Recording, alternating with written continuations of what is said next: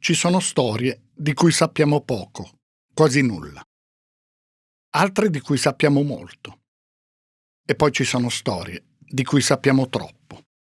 Storie che non hanno una soluzione, storie senza fine, ma che negli anni sono state caricate di sentito dire, di ipotesi a volte assurde, spesso illogiche, di depistaggi e di cose dette perché si indagasse altrove, oppure dette per convenienza, per interesse, a volte solo per poter essere al centro dell'attenzione, per avere il famoso quarto d'ora di celebrità.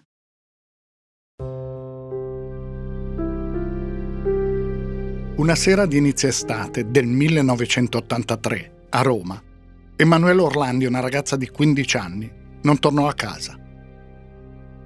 Era uscita dalla scuola di musica che frequentava 3 volte alla settimana nel centro della città. Poi nessuno la vide più.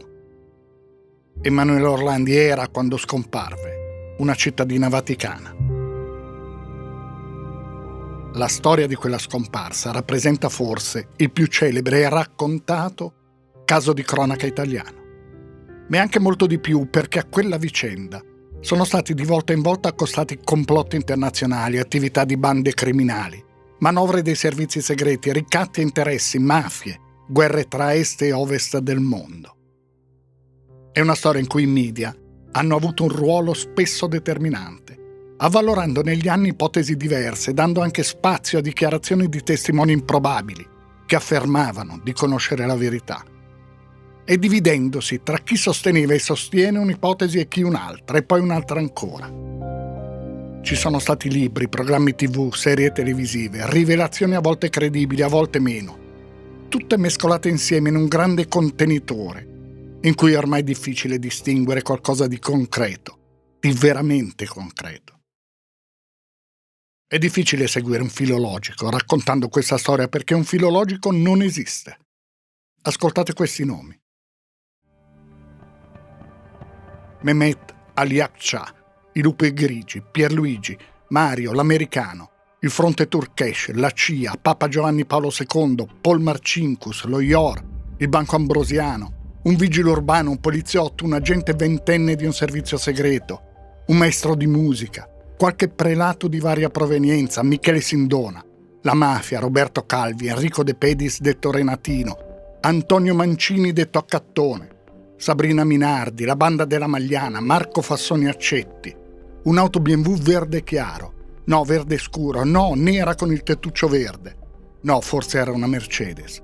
E poi le sorelle Fontana, l'Avon Cosmetici, le guardie svizzere, un concerto dei Claxon, un esorcista, i servizi segreti bulgari, quelli della Germania orientale, quelli sovietici, i sismi, il SISDE, Solidarnosc, una betoniera, un negozio di Roma con una botola che si apre per far sparire giovani donne, un'altra ragazza e poi un'altra ancora. Tutti nomi, tutte entità che in un modo o nell'altro sono stati accostati alla scomparsa di Emanuela Orlandi. E poi ascoltate queste 2 frasi. Se Emanuela è in cielo, dobbiamo pregare per lei. Emanuela è in cielo, dobbiamo pregare per lei. È in realtà la stessa frase, con una piccola differenza, 2 lettere, una parola. Se.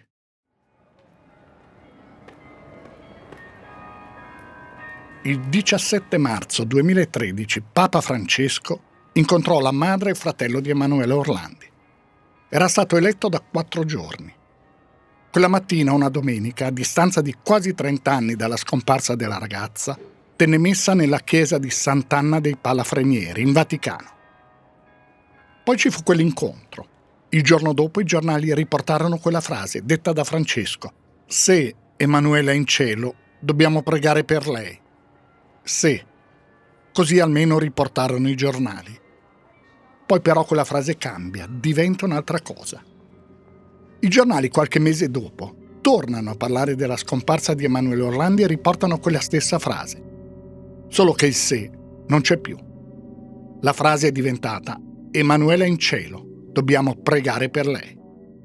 Quelle parole adesso hanno un altro significato. Noi non sappiamo perché sui giornali quella frase cambiò.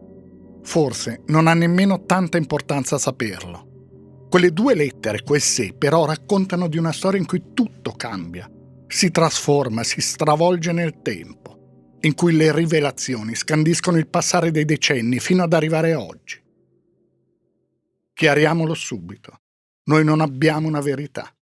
Quella parola verità in questa storia è stata usata troppe volte e in maniera tanto diversa, in troppe occasioni.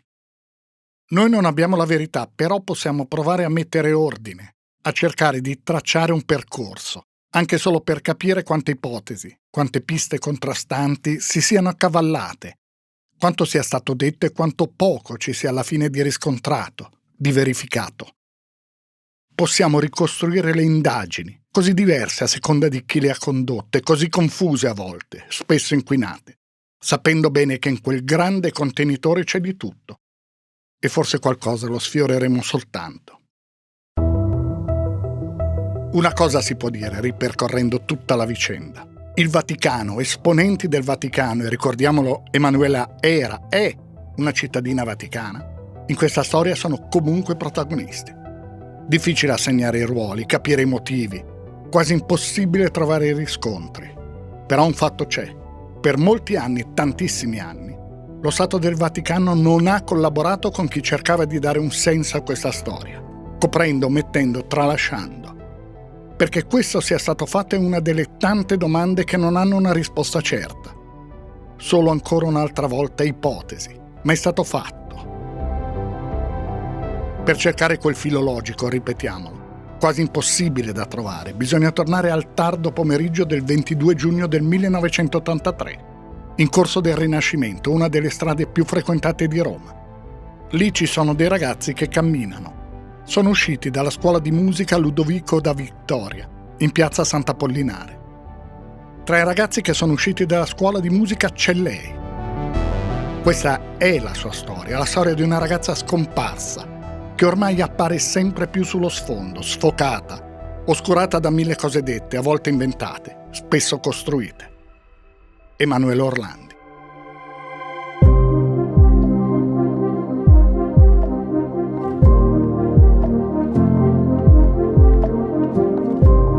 Io mi chiamo Stefano Nazzi, faccio il giornalista da tanti anni e nel corso della mia carriera mi sono occupato di tante storie come questa, quelle che nel tempo vi sono diventate familiari e altre che potreste non aver mai sentito nominare.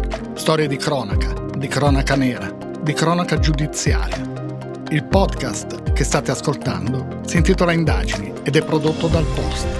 Vi racconterò ogni mese, una volta al mese, una di queste storie, tentando di mostrare non tanto il fatto di cronaca in sé, il delitto in sé, bensì tutto quello che è successo dopo, il modo in cui si è cercato di ricostruire la verità, le indagini giudiziarie e i processi, con le loro iniziative, le loro intuizioni e i loro errori. Il modo in cui le indagini hanno influenzato la reazione dei media e della società e il modo in cui i media e la società hanno influenzato le indagini.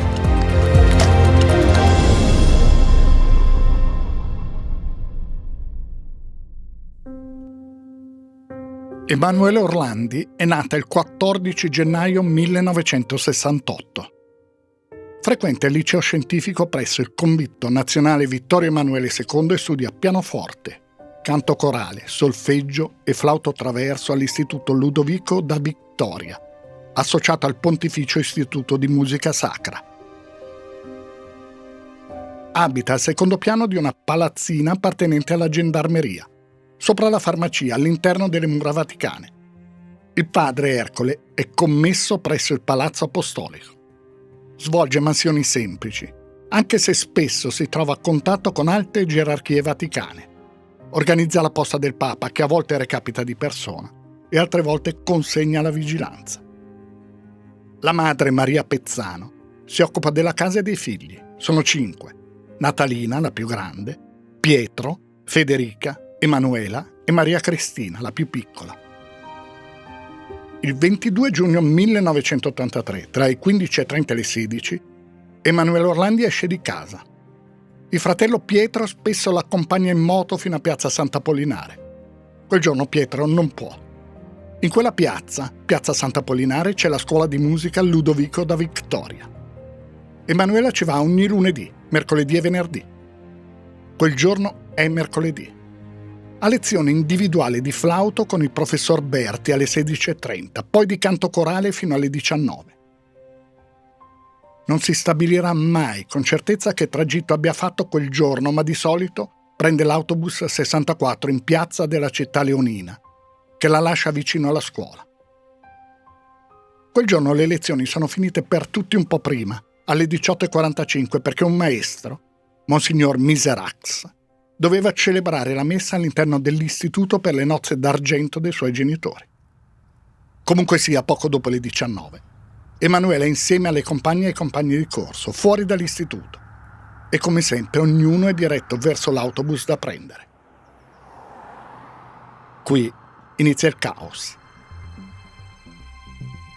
Una sua compagna di corso, Raffaella Mozzi, dice di aver parlato con Emanuela alla fermata dell'autobus. Un'altra ragazza dice che con altre allieve si sono dirette lungo Corso del Rinascimento. Emanuela era circa 20 metri più indietro di me e ancora più indietro venivano tutti gli altri. Arrivata alla fine del Corso del Rinascimento mi sono di nuovo girata vedendo solo gli amici, mentre Emanuela non c'era più. E poi c'è un'altra allieva che dice di aver visto Emanuela Orlandi alla fermata dell'autobus 70 insieme a un'altra ragazza. E qui iniziano i problemi. Dice il giornalista Tommaso Nelli, autore del libro Atto di dolore. Molte delle persone che l'avevano conosciuta, amiche, amici, comunque sono ancora in vita e quindi teoricamente potrebbero essere ascoltati per raccogliere quelle informazioni che invece al tempo furono trascurate di fatto. Però comunque 40 anni sono un handicap notevole. E per quanto riguarda il discorso della pista da seguire, sì, cioè le indagini partirono lentamente intanto, perché comunque il primo rapporto di polizia al primo magistrato, che era la dottoressa Margherita Gerunda, arrivò soltanto al 6-7 luglio del 1983, quindi erano già trascorse 2 settimane e in quelle 2 settimane se n'era occupata la squadra mobile e erano state raccolte alcune informazioni su quello che era accaduto la sera della scomparsa, dove per esempio fu rilevato che c'era una compagna della scuola di musica insieme a Emanuela con lei alla fermata dell'autobus di fronte al Senato dove si sono perse le tracce. Ecco, per esempio questo è un buco nero dell'indagine, perché questa ragazza non è mai stata individuata, innanzitutto perché a oggi l'identità di questa persona noi non la conosciamo. Poi in quelle prime informazioni raccolte da un ispettore della mobile ci sono delle testimonianze di alcune studentesse che contrastano con le deposizioni che poi le stesse presero il mese successivo, ma poi soprattutto non si è indagato negli ambienti più frequentati da Emanuela, a cominciare dall'ambiente di provenienza, cioè dal Vaticano. Quindi quella ragazza che sarebbe stata vista con Emanuela alla fermata dell'autobus non è mai stata individuata. Né lei, se esiste davvero, si è mai fatta avanti. Però prima che Emanuela scomparisse era successo qualcosa. Questo è il racconto di Natalina Orlandi, sorella più grande di Emanuela, alla trasmissione Telefono Giallo che andò in onda nel 1987. Un po' prima delle 7 del pomeriggio Emanuela ha telefonato a casa perché voleva parlare con mamma. Mamma era fuori e ha risposto mia sorella Federica e ha chiesto consiglio a lei su un piccolo lavoro che le avevano proposto poco prima di entrare a scuola. Un signore fermandola doveva soltanto pubblicizzare attraverso volantini una casa di cosmetici, l'Avon, durante una sfilata di moda. Il compenso sarebbe stato di 375.000 lire. Emanuela ha chiesto appunto consiglio all'altra sorella.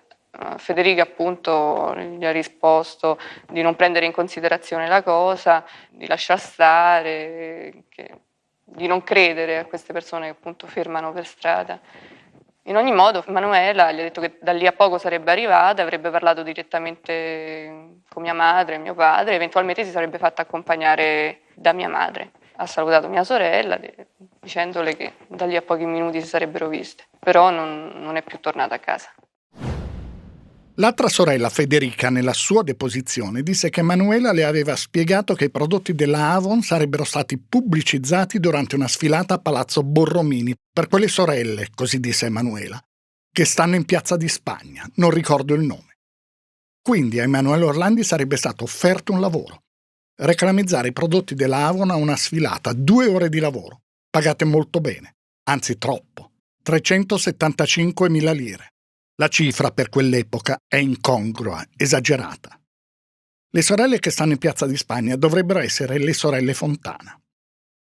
Anche la sua compagna di corso, Raffaella Mozzi, conferma. Ancora da telefono giallo. Stavo andando a prendere l'autobus quando Manuela mi raggiunse e mi chiese un consiglio. Mi disse che le avevano offerto un lavoro per 375.000 lire per distribuire dei volantini dell'Avon. A me la cosa mi sembrò eccessiva, infatti glielo dissi, perché per una giornata di lavoro era veramente troppo. Poi mi disse anche se doveva prendere l'autobus oppure andare all'appuntamento. Io le dissi, fai un po' tu. E la cosa infatti mi è molto dispiaciuta, perché se le avessi magari risposto diversamente, a quest'ora non sarebbe andata così. La Avon, interpellata nei giorni seguenti, dice che non ci sono suoi incaricati che vanno in giro a fare offerte di lavoro e che comunque ci sono già state altre segnalazioni in questo senso. Le sorelle Fontana poi non avevano in programma nessuna sfilata. Alle 20:30 di quella sera la famiglia Orlandi è in casa. Emanuela non è tornata. Pietro, accompagnato da un cugino, va a cercarla alla scuola di musica. Poi torna a casa. Emanuela non è ancora rientrata. Pietro esce di nuovo. Gira per il centro dove si sta tenendo un concerto del gruppo giamaicano dei Clint Eastwood and General Saint. Gruppo di supporto è quello italiano punk dei Claxon. Poi Pietro e il cugino vanno a Villa Panfili e a Villa Borghese. Continuano a cercare. Intanto Natalini è andata alla polizia. Le dicono di aspettare ancora qualche ora, magari la situazione si risolverà. Gli Orlandi temono che Emanuela sia stata prelevata a forza. Ma potrebbe essere accaduto davvero? In Corso del Rinascimento ci sono la sede del giornale della Democrazia Cristiana, Il Popolo. Un altro giornale di area democristiana, La Discussione. Hanno lo studio lì Oscar Luigi Scalfaro, futuro Presidente della Repubblica, e altri importanti dirigenti della Democrazia Cristiana. Il Senato è proprio lì, in Corso del Rinascimento. Si tratta di una delle aree più sorvegliate d'Italia. In quegli anni, pur passato il periodo più cruento, il terrorismo è ancora attivo. E poi quella zona è piena di gente, di turisti, di persone che tornano a casa dal lavoro, di gente in giro. Qualcuno avrebbe dovuto notare qualcosa, è improbabile, quasi impossibile, che la ragazza sia stata prelevata con la forza. La mattina dopo la denuncia viene formalizzata. Come da prassi viene preparata una descrizione della persona scomparsa. Vengono descritti i vestiti, jeans, maglietta bianca, scarpe da ginnastica e uno zainetto tipo tolfa, che si usava molto in quegli anni. Dentro c'è sicuramente il flauto, che Emanuela Orlandi usava a lezione.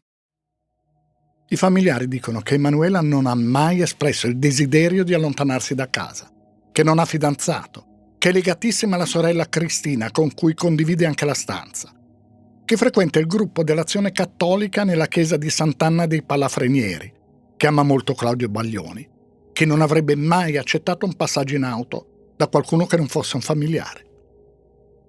Su questo però negli anni ci sono state anche informazioni contrastanti, perché per esempio Don Civitillo, insegnante della scuola, disse al giornalista Pino Nicotri che lui stesso a volte aveva dato un passaggio a Emanuela dalla scuola fino in Vaticano. Le indagini, con qualche ritardo, vengono affidate a una magistrata molto stimata e di grande esperienza della Procura di Roma, Margherita Gerunda.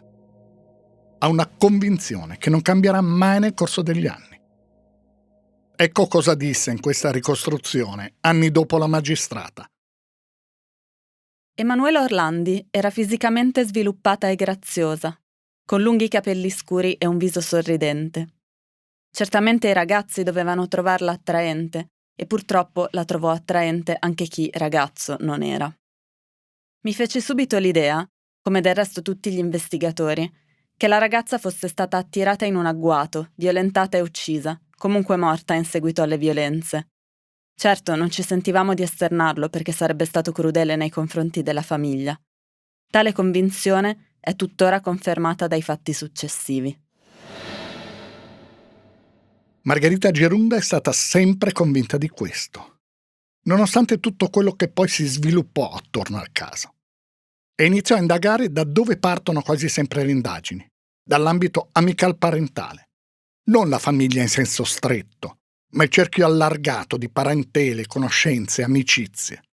E va ricordato, gran parte delle conoscenze di Emanuele Orlandi erano all'interno del Vaticano.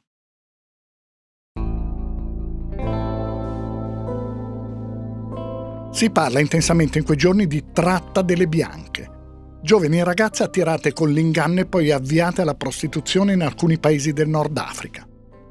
Gira anche una voce, una di quelle che definiamo leggende metropolitane, cioè che in centro a Roma ci sia un negozio dove nei camerini c'è una botola. Le ragazze entrano a provarsi gli abiti, la botola si apre e loro spariscono. Gli inquirenti non escludono comunque, come si dice con una frase consueta, nessuna possibilità, nessuna pista. Parallelamente ci sono le indagini della famiglia. È la stessa polizia a suggerire di andare in giro, chiedere, cercare informazioni. Il fratello Pietro e gli amici girano per il centro di Roma, ma anche lungo la costa, da Ostia a Tor Vaianica. Fanno domande, mostrano foto di Emanuela. È una ricerca che la famiglia porterà avanti per decenni, con determinazione. Alla famiglia si aggiunge un ragazzo di 22 anni, Giulio Gangi, amico di una cugina della ragazza scomparsa. Gangi ha un passato nel mondo dello spettacolo. Ha simpatie per l'estrema destra e da poco collabora con il SISDE, Servizio per le informazioni e la sicurezza democratica. I servizi segreti. Lo hanno ingaggiato, disse poi lui, per tenere gli occhi aperti in quell'ambiente lì, cioè quello dello spettacolo. Gangi è intraprendente, interroga, chiede, suggerisce, è convinto che Emanuele Orlandi sia stata rapita per essere rivenduta all'estero. La tratta delle bianche, insomma. Indaga senza autorizzazione del SISDE, che pochi mesi dopo lo allontanerà. Il SISDE poi indagherà, questa volta ufficialmente. La sera del 23 giugno, il giorno dopo la scomparsa della sorella, Natalina Orlandi va alla polizia e dice che il suo fidanzato e suo cugino quel giorno hanno parlato con un vigile urbano e un poliziotto, in servizio il giorno 22 davanti al Senato, a Palazzo Madama, che ha il suo ingresso principale su Corso del Rinascimento. Entrambi hanno detto di aver visto una ragazza, che potrebbe essere Emanuela, parlare con un uomo fermo in auto proprio davanti al Senato. I due sono il vigile Alfredo Sambuco e l'appuntato Bruno Bosco. L'ora indicata dai due uomini, le 17. Solo che alle 17 Emanuele Orlandi era a lezione con il professor Berti.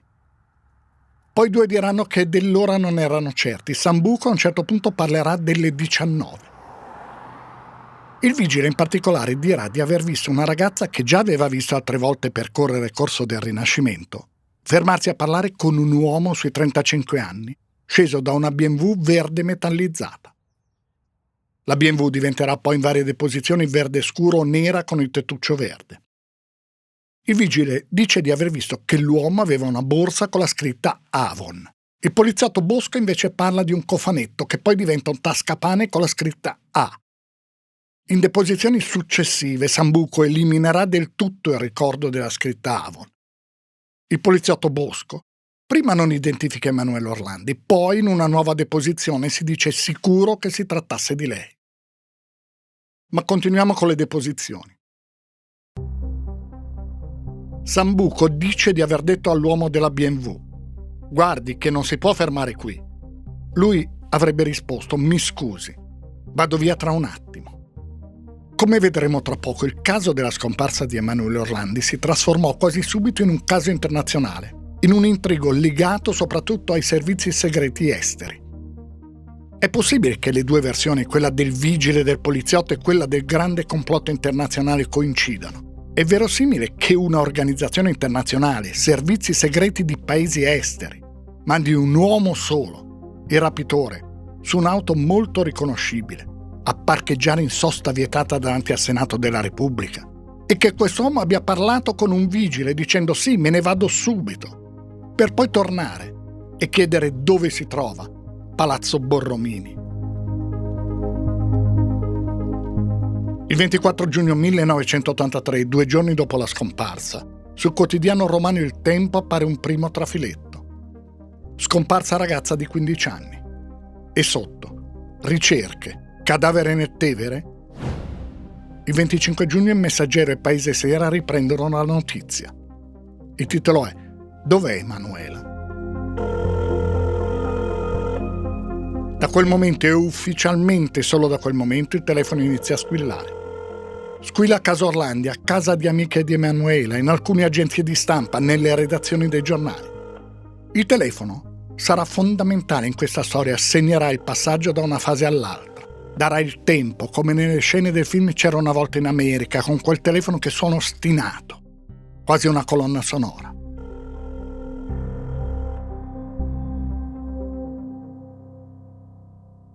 Il primo a telefonare è un certo Pierluigi.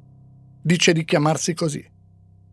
Chiama Casa Orlandi, risponde lo zio di Emanuela, Mario Meneguzzi.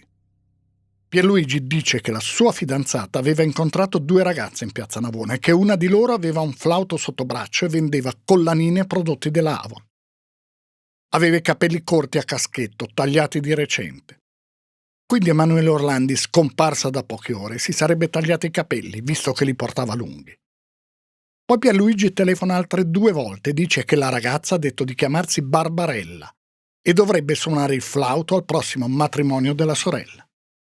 È vero che la sorella di Emanuela ha in programma le nozze, qualche mese più avanti.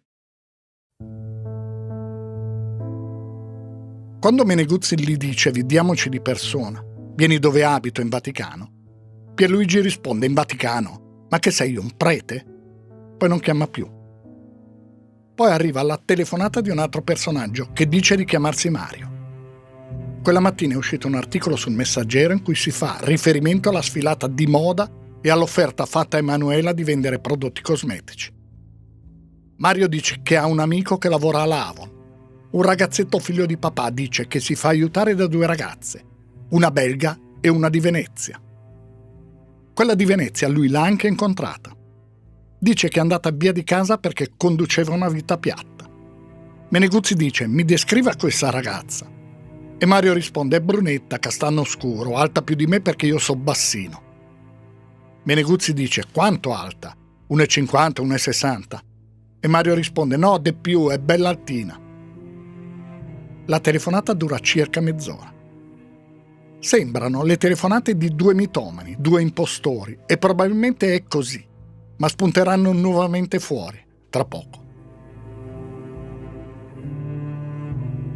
Abbiamo detto che le telefonate iniziano ufficialmente dal 24 giugno. Ufficialmente, perché 35 anni dopo la scomparsa, il giornalista Andrea Purgatori scopre, parlando con una dipendente della Sala Stampa Vaticana, l'ufficio stampa del Vaticano, che c'è stata una serie di telefonate tra i presunti rapitori e il segretario di Stato Vaticano, il numero 2 della Chiesa Cattolica, il cardinale Casaroli. La prima di queste telefonate sarebbe giunta in Vaticano alle 20:30 del 22 giugno, cioè circa 2 ore dopo che Emanuela Orlandi è uscita dalla scuola di musica in piazza Sant'Apollinare. Uno sconosciuto avrebbe telefonato in Vaticano chiedendo di parlare urgentemente proprio con il segretario di Stato, Agostino Casaroli. Casaroli però in Polonia con Papa Giovanni Paolo II per una visita ufficiale.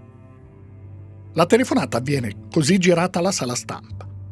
A chi gli risponde la persona al telefono avrebbe comunicato del rapimento di Emanuela Orlandi. Quindi, stando a questa ricostruzione, già 2 ore dopo la scomparsa il Vaticano sapeva che era accaduto qualcosa. Però di questa telefonata il Vaticano non ha mai parlato alla magistratura italiana che indagava. Che questa telefonata sia avvenuta l'ho detto pochi anni fa anche Monsignor Carlo Maria Viganò, arcivescovo, ex nunzio apostolico negli Stati Uniti. Viganò ha detto che il testo di quella telefonata deve essere ancora nell'archivio della Segreteria di Stato. Viganò è una persona molto discussa all'interno della Chiesa.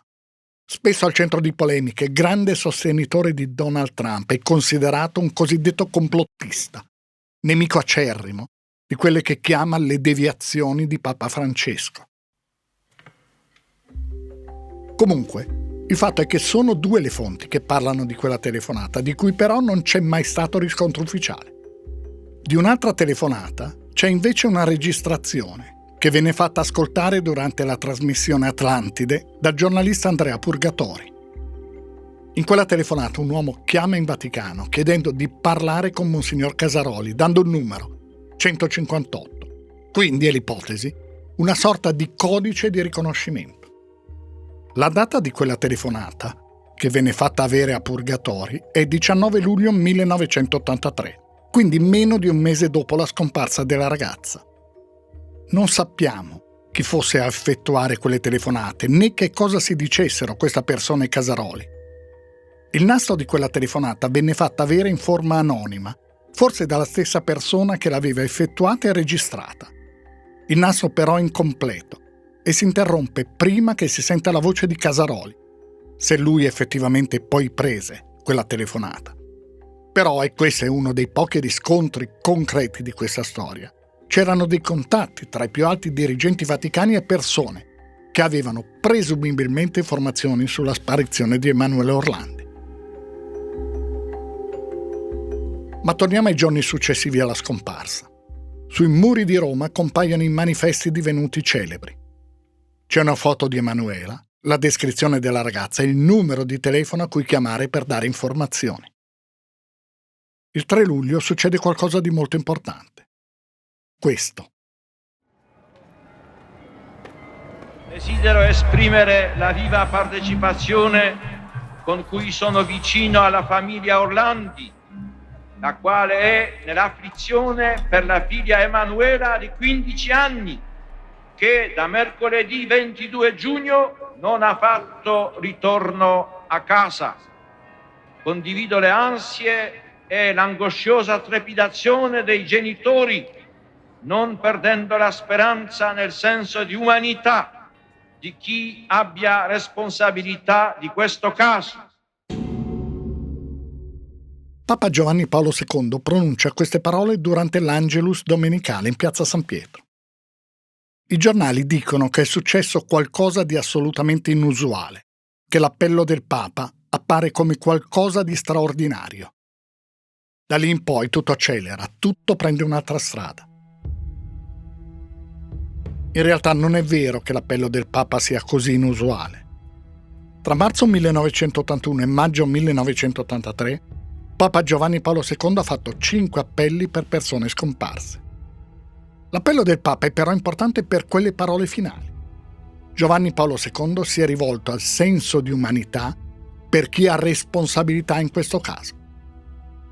Il Papa ha quindi parlato, anche se non direttamente, di un sequestro. Da quel momento in poi di questo si parlerà, di un sequestro. Ma l'appello del Papa è importante anche per il contesto in cui viene lanciato. Giovanni Paolo II è appena tornato da un viaggio in Polonia. I giornali italiani hanno molto drammatizzato la notizia. Hanno parlato di una partenza frettolosa del pontefice per paura di attentati proprio in Polonia. C'entra qualcosa questo? Si c'entra e lo si capirà presto. Il 5 luglio alle 12:50 una telefonata arriva alla sala stampa del Vaticano. Senza dichiarare un proprio nome o un nome dell'organizzazione a cui appartiene, un uomo dice di avere Emanuele Orlandi in ostaggio e dice che verrà liberata solo in cambio della scarcerazione di Mehmet Ali Akça, l'uomo che il 13 maggio 1981, in piazza San Pietro a Roma, ha sparato al Papa. La telefonata si conclude così. Ulteriori elementi di prova sono a conoscenza del cittadino Orlandi Ercole, attraverso le informazioni dei nostri elementi aventi nome Pierluigi e Mario. I contatti successivi avranno come riconoscimento un codice di 3 cifre, 158. Pierluigi e Mario sono i nomi delle 2 persone che hanno telefonato a casa Orlandi nei giorni precedenti. 158 sono i numeri che, si scoprirà però molti anni dopo, venivano citati dalla persona che telefonava in Vaticano per parlare con il segretario di Stato. Quindi chi fa la telefonata in Vaticano, la telefonata che viene resa nota, questa ufficiale, è a conoscenza delle telefonate giunte a casa Orlandi da parte di Pierluigi e Mario. La chiamata arriva realmente da qualcuno che sta gestendo tutte le telefonate? Tutte le telefonate arrivano da una sola regia che vuole indirizzare le indagini? O ancora, ed è una terza possibilità, chi sta chiamando è vicino agli Orlandi e quindi sa delle telefonate ricevute dalla famiglia nei giorni precedenti? L'uomo al telefono dice il cittadino Orlandi Ercole. In Italia non si usa dire di una persona il cittadino tal dei tali.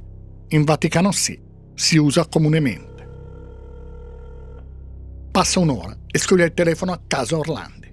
Risponde Mario Meneguzzi, lo zio di Emanuela. Non è disponibile l'audio di quella telefonata, ma vale la pena riportarla. L'uomo che chiama verrà soprannominato dai giornali l'Americano, spesso scritto con la K. In questa ricostruzione, il contenuto della telefonata.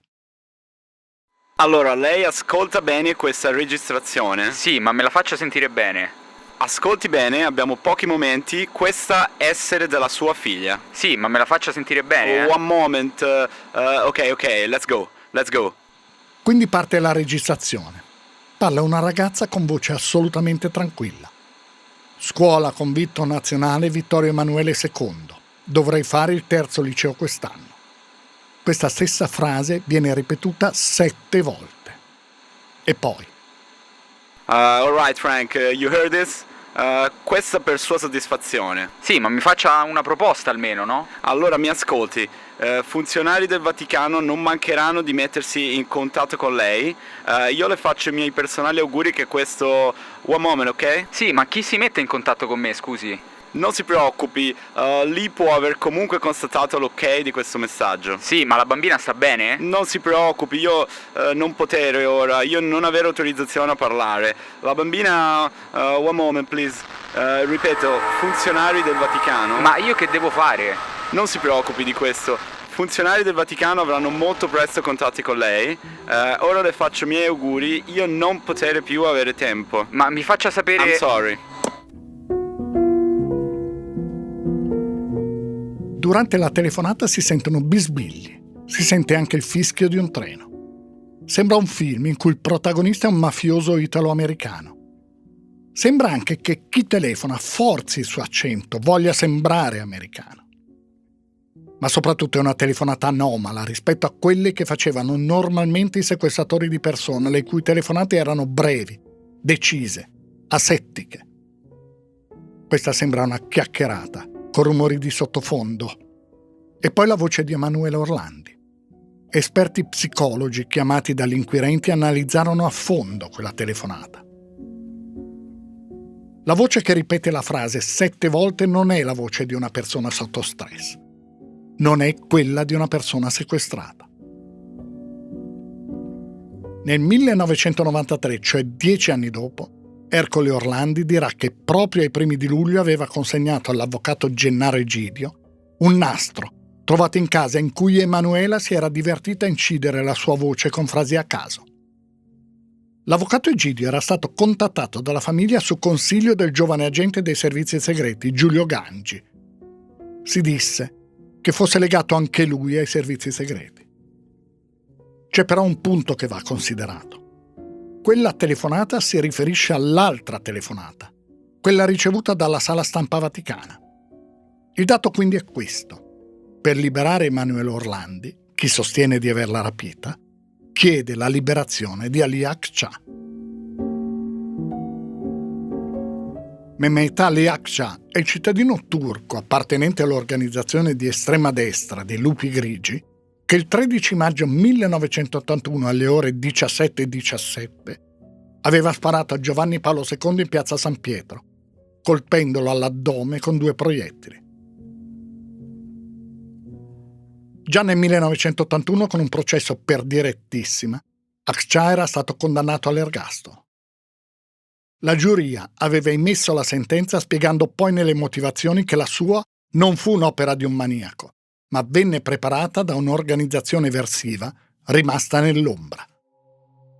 La difesa aveva invece sempre sostenuto e continuò a sostenerlo che Akça avesse agito in preda a schizofrenia paranoica. Nel 1983, vale la pena ricordarlo, si era in piena guerra fredda. Molti sostenevano, e tra questi molti in Vaticano, che a incaricare Akça dell'attentato fossero stati i servizi segreti bulgari. D'altra parte era stato lo stesso Akça a sostenerlo nel 1982. Interrogato dopo il sequestro Orlandi, Akça però cadde dalle nuvole. Del sequestro della ragazza non sapeva nulla. Poi disse che non avrebbe mai accettato uno scambio di questo genere. Il 6 luglio alle 16:30 una telefonata giunge all'agenzia di stampa ANSA a Roma. Un anonimo, che questa volta parla in italiano corretto, chiede nuovamente la liberazione di Akça. Dice che è stata lasciata una busta in piazza del Parlamento e pone un ultimatum. Liberate Akça entro 20 giorni. In piazza del Parlamento, nel luogo indicato, una busta c'è. C'è dentro un foglio a quadretti con la frase «Con tanto affetto, la vostra Emanuela». Sul retro del foglio c'è la fotocopia della tessera 462 di iscrizione alla scuola di musica da Victoria. L'ha ricevuta da 5.000 lire con la data 6 maggio 1983 per tassa, esame e conferma. Ma perché una fotocopia e non l'originale? L'esame calligrafico sulle parole «Con tanto affetto, la vostra Emanuela» non dà risultati certi. Disse testualmente il perito calligrafo del Tribunale di Roma Franco Pesce. La grafia di Emanuela è molto semplice e, data l'esiguità della frase, un imitatore non avrebbe da pensare. Però quelle ricevute ci sono, la fotocopia della tessera c'è. È possibile che chi telefona abbia il contenuto della borsa di Emanuele Orlandi, ma non abbia Emanuele Orlandi? Il problema è che nessuno sa che cosa contenesse, a parte il flauto, la borsa della ragazza. Quelle fotocopie potrebbero provenire anche dalla scuola. Sicuramente Emanuela aveva con sé la tessera dell'ATAC, la rete dei mezzi pubblici romana. Ma quel documento nella busta inviata dai presunti rapitori non c'è. E non c'è nemmeno la fotografia del flauto, nessun riferimento. Quello strumento era sicuramente nello zaino di Emanuela. Le telefonate continuano. L'americano il 7 luglio dice: «È il signor Orlandi?» Risponde Meneguzzi. «Allora prendi nota, io non avere tempo». Poi quello che viene chiamato l'americano dice un po' di cose. «L'altra tua figliola, Natalina, pure lei metteva le occhiale da tempo, non le mette più». E poi il cantante favorito della ragazza, Baglioni Claudio. È vero, come è vero che Natalina Orlandi portava gli occhiali. Sono però tutti particolari che chiunque sia più o meno vicino alla famiglia conosce. Questa è una registrazione originale di un'altra telefonata ricevuta da Mario Meneguzzi, sempre dalla persona che venne chiamata l'americano. In questa telefonata, che ripetiamo è originale, venne molto meno marcato l'accento, probabilmente falso, anglosassone. E anche questa però una telefonata confusa, molto confusa. Venne trasmessa nella trasmissione Telefono Giallo. Vado con il segretario di Stato Vaticano. Lui riferito te? Sì, già riferito, sì. Allora, ascolta. Sì?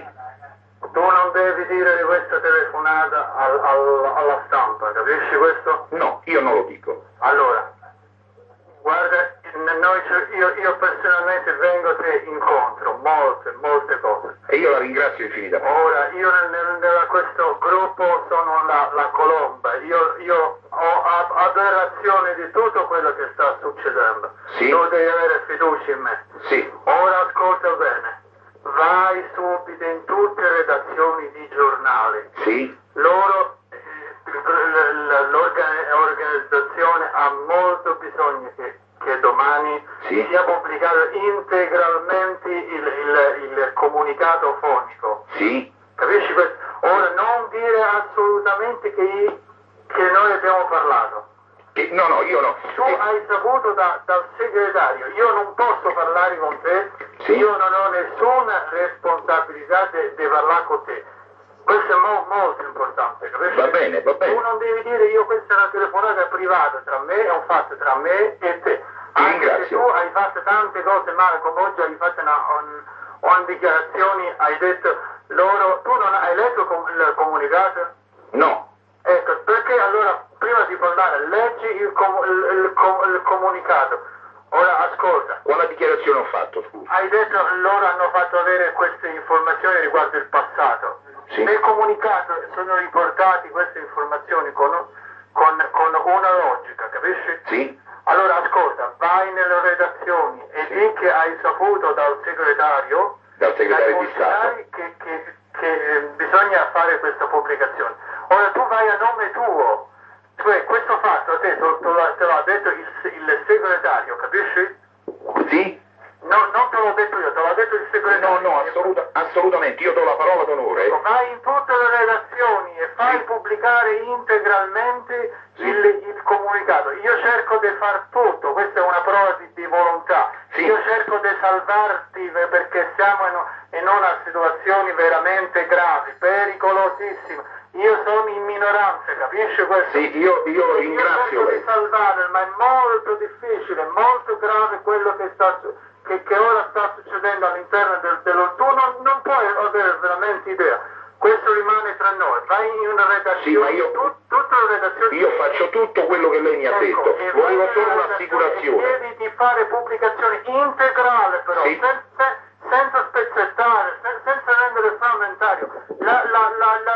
Deve essere integrale perché l'opinione pubblica ha avuto contraffatte queste informazioni Sì. dai giornali. I giornali hanno continuamente riportato in maniera Sì, ma io già ebbi modo di dirle che non è colpa mia, perché le cassette, la roba, me le sequestrava la polizia. Ok, non importa questo. Non importa. Allora vai in redazioni e Sì. di che il segretario ha ricevuto questa domanda di far pubblicare il testo. Certo. Tu supplica, chiedi che sia. Questo è molto importante per loro. Certo. Forse se tu riesci a far pubblicare dai giornali il testo integrale, Sì. io riesco a far salvare la tua nipote, capisci? Sì, ma adesso sta bene, mi dica almeno. Non preoccuparti, lei ora sta bene tutta me. Pronto? Sì, pronto. Ripugna tutto quello che è successo. Poi per quanto riguarda il nastro, Sì. non andare tu solo, porta il fratello e le sorelle, cercate di riconoscere bene il nastro, che tutte le voci sono della Emanuela. Cerca di portare amiche, fratelli e sorelle. Ma io l'ho riconosciuto io personalmente. Sì, ma non è solo, ci sono più frasi della ragazza. Sì. Non è possibile far passare sempre per falso quello che loro fanno. Ora, hai capito? Vai che io forse ti faccio salvare. E non dire che noi abbiamo contattato. No, io non dico niente, ho dato la parola d'onore e tutto questo a me mi è venuto dal segretario di Stato. Vai subito ora, capisci? Sì, adesso mi metto subito in contatto con tutti i giornali. Tutte le redazioni. Con tutti i giornali. Ciao. Non c'è mai stata in quelle telefonate una sola prova che chi parlava avesse davvero Emanuela Orlandi e che Emanuela Orlandi fosse viva. I sequestri di persona comportano sempre una trattativa. È una trattativa economica o politica. Io chiedo qualcosa e in cambio ti do la prova che il sequestrato è nella mia disponibilità ed è vivo. Per questo faccio avere alla famiglia una prova, un nastro con l'appello del sequestrato, una sua foto con un giornale con la data che indichi la reale esistenza in vita in quel giorno, o addirittura qualcosa di più macabro, come un pezzo del corpo, come avvenne nel caso del sequestro di Paul Getty III, rapito nel 1973, o in quello di Farouk Hassan nel 1992, quando i sequestratori inviarono alla famiglia una parte di orecchio. Nel caso di Emanuela Orlandi una prova non è mai stata fornita. Durante una telefonata Mario Meneguzzi si è anche spazientito. Ha detto adesso basta. È inutile che continui a mandarci fotocopie. Questa non è una partita di tennis, si tratta di una ragazzina di 15 anni. Deve darci le prove. A un certo punto venne fatta ritrovare una cassetta audio. C'erano gemiti e lamenti e urla di dolore, con una voce di donna che a un certo punto diceva «Per favore, lasciatemi dormire». Il contenuto di quel nastro era terribile e difficile da ascoltare. Per gli inquirenti, quel nastro era stato tratto da spezzoni di videocassette pornografiche. I gemiti e i lamenti sarebbero quello. Il padre di Emanuela disse però che la voce che si sentiva poteva davvero essere quella di sua figlia. E anche questa, una delle tante cose mai chiarite in questa storia. Ma ormai la pista del rapimento compiuto da una potente organizzazione internazionale è quella accreditata. Lo dice anche il Papa, che in una visita alla famiglia Orlandi alla vigilia del Natale 1983 si esprime così: cari Orlandi, voi sapete che esistono 2 tipi di terrorismo, uno nazionale e uno internazionale. La vostra vicenda è un caso di terrorismo internazionale. Dice ancora il giornalista Tommaso Nelli.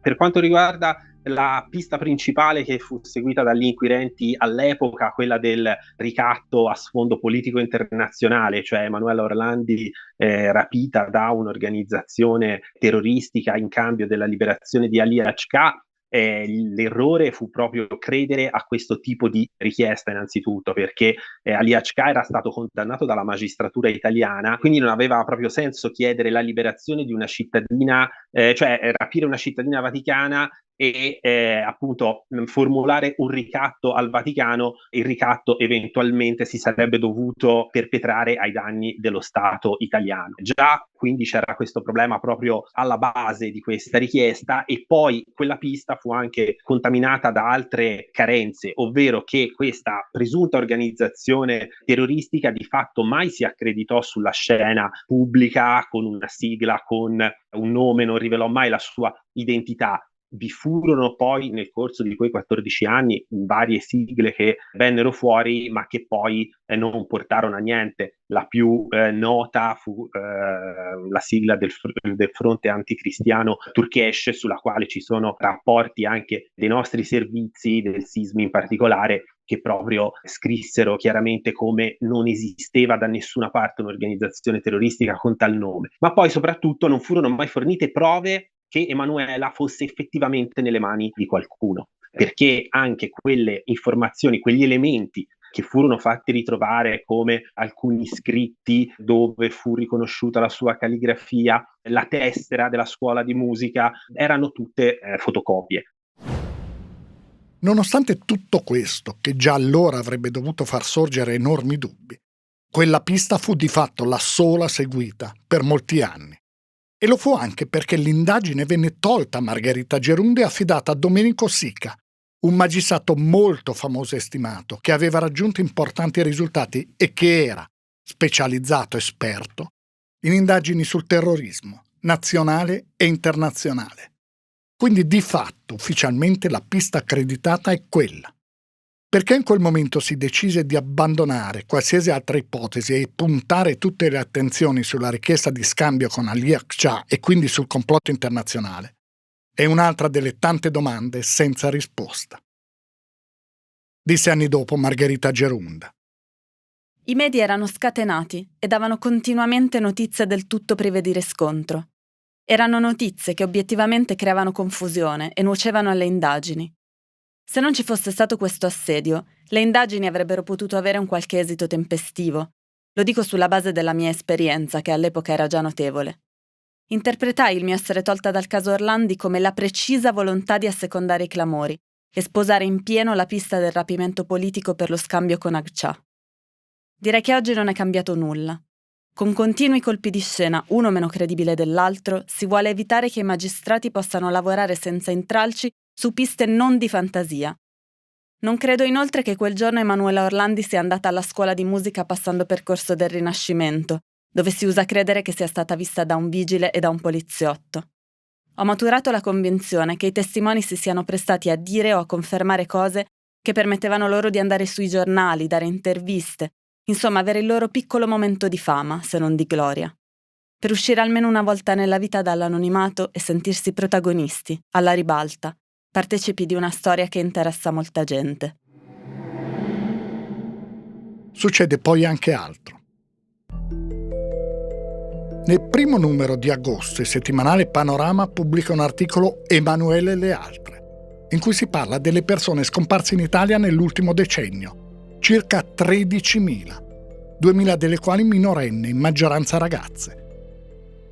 Il settimanale cita il caso di Mirella Gregori, coetanea di Emanuele Orlandi, che dal 7 maggio 1983 non è più tornata a casa. È quindi un giornale a fare per primo il nome di Mirella Gregori. Qualche giorno dopo il quotidiano Messaggero pubblica una foto scattata durante un'udienza di Papa Wojtyla in Vaticano, a cui parteciparono gli studenti della scuola frequentata da Mirella Gregori. Da quel momento la scomparsa di Mirella Gregori viene associata a quella di Emanuele Orlandi, ma accade solo dopo che il nome di Mirella Gregori è stato fatto da 2 giornali. E puntuali arrivano le telefonate. Questa volta a farsi vive un gruppo che si definisce Fronte di Liberazione Turco Anticristiano Turkesh. Invia all'ANSA il Comunicato 1, scritto con la K, che parla sia di Emanuele Orlandi sia di Mirella Gregori. Nessuno ha mai sentito parlare del Fronte Turkesh, nessun apparato di polizia, nessun servizio segreto. Nel 2002 l'ex colonnello Günther Boschnak della 10ª divisione della Stasi, ex servizio segreto della Germania Est, dirà: «Era tutta roba che usciva dal mio ufficio». In un'intervista del 2008 al quotidiano La Repubblica spiegherà meglio: «Inventammo un sacco di sigle. Lo facevamo per allontanare i sospetti dalla Bulgaria. Con i colleghi bulgari ci riunivamo in una villa di Charlottenstrasse a Berlino Est. Ci divertivamo pure». Quelle sigle, quelle false informazioni, erano diffuse per mettere in difficoltà il Vaticano, allora impegnato nella battaglia contro i regimi dell'Est Europa. La storia di Mirella Gregori meriterebbe e meriterà ben altri approfondimenti. È un'altra storia terribile e intricata che molti considerano strettamente legata al caso Orlandi, ma, ancora una volta, non ci sono mai state prove e riscontri oggettivi. Torniamo quindi al caso Orlandi. Una delle tesi accreditata molto negli ultimi anni è che qualcuno, anche in Vaticano, abbia costruito quella messa in scena per allontanare altre ipotesi, magari più banali, più tragicamente semplici, e che abbia approfittato della scomparsa di Emanuele Orlandi per mettere in difficoltà i servizi segreti dei paesi dell'Est Europa e quindi i regimi dell'Est Europa. Nel 1993, durante la trasmissione Mixer condotta da Giovanni Minoli, un cardinale importante, Silvio Oddi, per molti anni prefetto della Congregazione per il Clero, disse queste frasi, sgradevoli ma che hanno un senso. Cosa è per noi questa ragazza? È la figlia dell'ultimo impiegato, l'ultimo, perché è un impiegato, come dire, di notte, non è una mente dirigente del Vaticano. Non vedo perché avrebbero stabilito una cosa del genere sulla figlia di uno degli ultimi impiegati.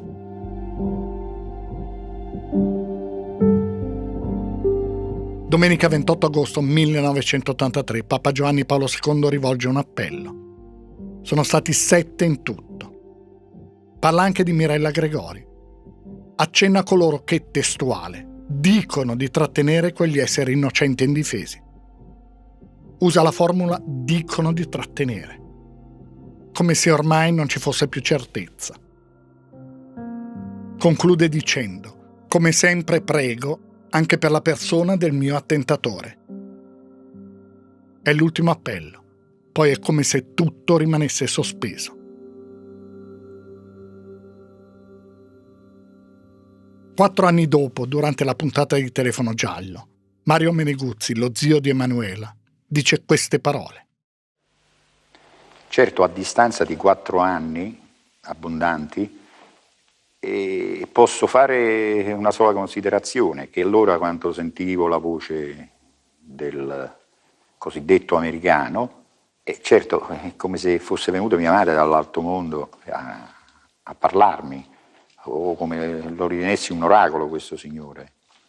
Oggi a distanza, come dicevo, di 4 anni sembra che le cose siano differenti. Dovrei fare una sola considerazione, poter dire a questo signore che è un millantatore, potrei dirgli che se avesse avuto un pizzico di coraggio in più con tutte le promesse che faceva, che avrebbe salvato mia nipote, che se dipendeva da lui dovevo stare tranquillo, che in qualsiasi momento lui era pronto a far ritornare Emanuela a casa. Oggi gli devo dire che è solo un buffone, un millantatore.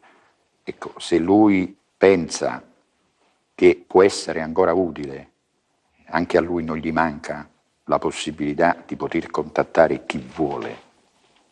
Ecco, io vorrei chiedere ancora una volta al pseudo-americano, come già lo feci in un appello televisivo, queste cose, e lo vorrei chiedere chiaramente a nome della famiglia Orlandi, ossia dove ha cenato Emanuela il lunedì precedente al mercoledì 22 giugno. Che cosa era abituata a fare Emanuela prima di addormentarsi la sera? Come si chiamava il cane che Emanuela aveva prima di Brick? E una fotografia di Emanuela con un giornale con la data del giorno bene in mostra. Ecco, se questo signore ha il coraggio, e torno a ripetere, non è un millantatore, un buffone, si facesse vivo, perché lui sa a chi deve telefonare e chi deve contattare, non gli manca la possibilità. Quelle domande non ebbero risposta. Nel 1997, 14 anni dopo, la prima inchiesta sulla scomparsa di Emanuela Orlandi viene archiviata. La giudice istruttrice, Adele Rando, scrive che l'accostamento del caso Orlandi alla scomparsa di Mirella Gregori appare del tutto arbitrario. Scrive la giudice: non si sono trovati i responsabili della sparizione e anzi è costantemente carente la prova dell'esistenza in vita dell'ostaggio. Viene però richiesto un supplemento di indagine per definire la posizione di un sovrastante maggiore della Gendarmeria Vaticana, che nel corso di una telefonata avrebbe accennato a indagini svolte dal Vaticano, che però non sono mai state comunicate alla magistratura italiana.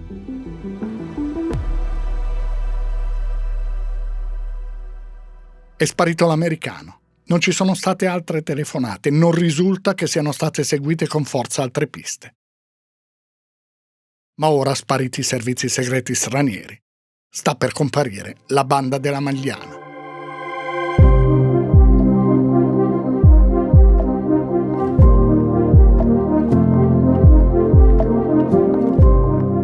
Avete ascoltato la prima parte di indagini sulla storia della scomparsa di Emanuela Orlandi. Trovate la seconda parte e tutte le altre storie sull'app del Post, su tutte le principali piattaforme di podcast e su YouTube.